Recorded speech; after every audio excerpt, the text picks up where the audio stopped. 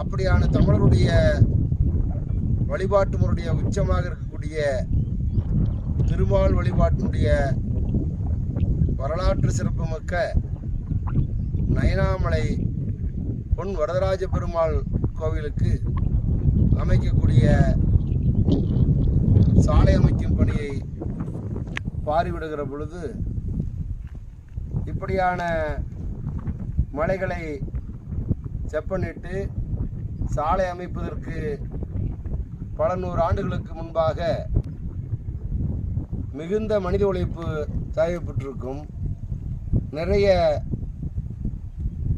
உயிரிழப்புகளும் ஏற்பட்டிருக்கும். அதனால் நம்முடைய அறிவியல் வளர்ச்சியினுடைய துணையாக